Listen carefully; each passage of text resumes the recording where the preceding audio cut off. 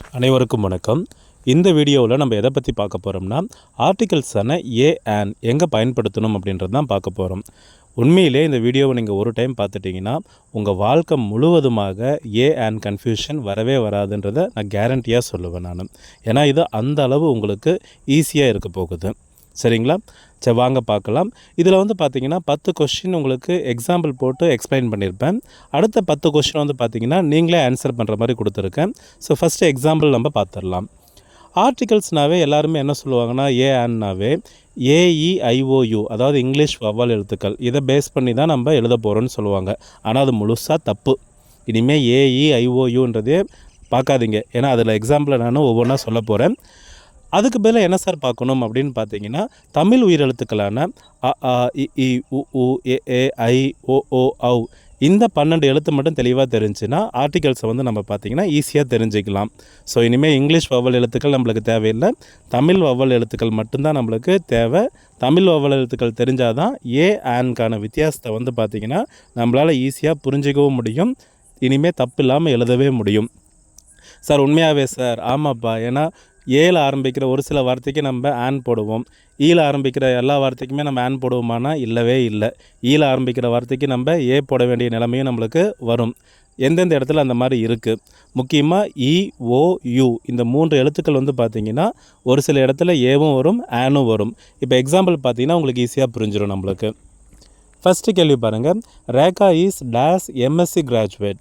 நீங்கள் தமிழ் உயிரெழுத்துக்கள் தெரியணும்னு நான் சொன்னேன் இல்லைங்களா? அது எங்கன்னா டேஷ்க்கு அடுத்து வர வார்த்தையை தமிழில் எடுத்து எழுதுங்க. அப்படி தமிழ் எடுத்து எழுதும்போது தமிழ் உயிரெழுத்துக்கள் 12ல் ஏதாவது ஒரு எழுத்தில் அது ஆரம்பிச்சதுன்னா கண்டிப்பாக இந்த இடத்துல ஆன் வரணும். இப்போ இந்த டேஷ்க்கு அடுத்து வர வார்த்தை பார்த்திங்கன்னா எம்எஸ்சி.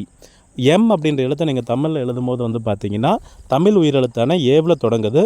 ஸோ இதுக்கு பதில் பார்த்திங்கன்னா நம்ம ஆன் தான் போடணும். இதே ரெண்டாவது எக்ஸாம்பிள் பாருங்கள். Ramya is dash BSc graduate.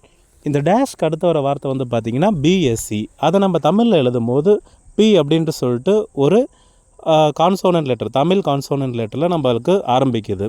So இந்த இடத்துல தமிழ் உயிரெழுத்து வரல, அதனால் இங்கே ஆன்சர் ஆன் வராது. ஸோ என்ன பதில்னா ஏ. அதே மூணாவது கேள்வி பாருங்கள். Ramesh is dash LIC agent. Same அதே மாதிரி தான். டேஷ்க்கு அடுத்த வர வார்த்தையான எல்ஐசி அதை நீங்கள் தமிழ் எழுதும் போது தமிழ் உயிரெழுத்தான ஏவில் ஆரம்பிக்குது. ஸோ இதுக்கு பதில் பார்த்திங்கன்னா ஆன் வரும். இந்த 3 எக்ஸாம்பிள் நான் ஏன் சொல்கிறேன்னா, நிறைய பேர் அப்ரிவேஷன் வந்தாவே அந்த இடத்துல ஆன் தான் வரும் அப்படின்ட்டு சொல்லுவாங்க. அப்படியெல்லாம் இல்லைங்க. நான் இப்போ சொன்ன மெத்தடு தாங்க ரைட்டு. எம்எஸ்சி எல்ஐசி இது ரெண்டுக்கும் பார்த்திங்கன்னா ஆன் வருது.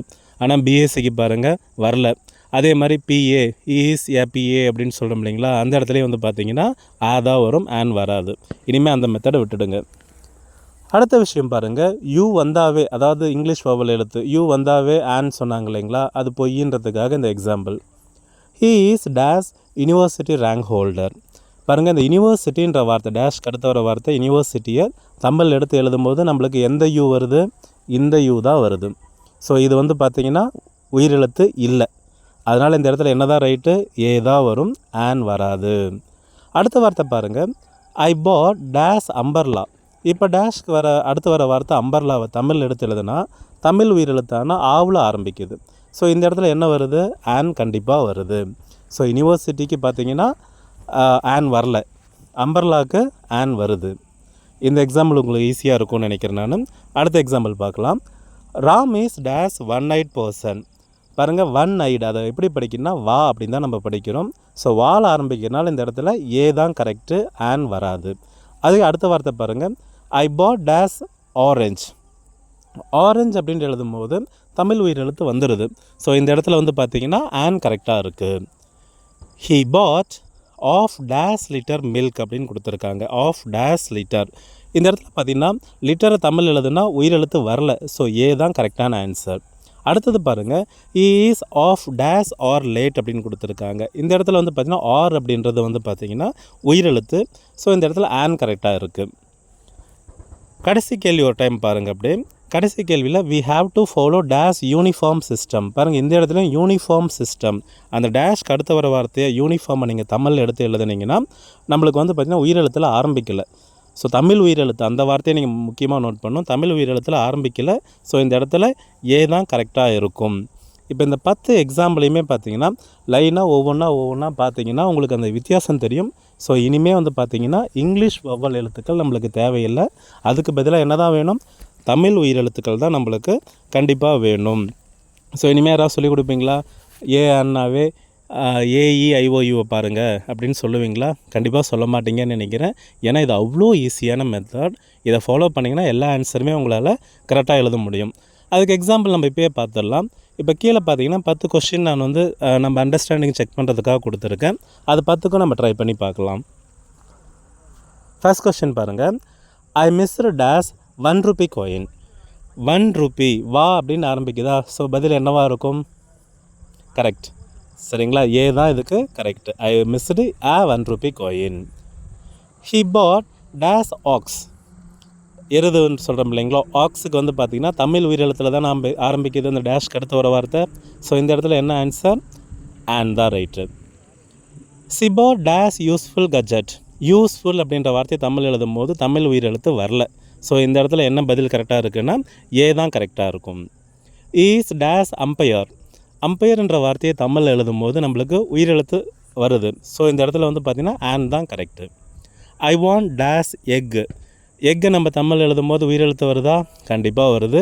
ஸோ இந்த இடத்துல என்ன ஆன்சர்? அண்ட் தான் correct. He is days European. அவன் வந்து ஒரு யூரோப்பியன் அப்படின்னு சொல்கிறாங்க இல்லைங்களா? ஸோ யூரோப்பியனை வந்து நம்ம தமிழ் எழுதும் போது வந்து பார்த்திங்கன்னா தமிழ் உயிரெழுத்து வரல.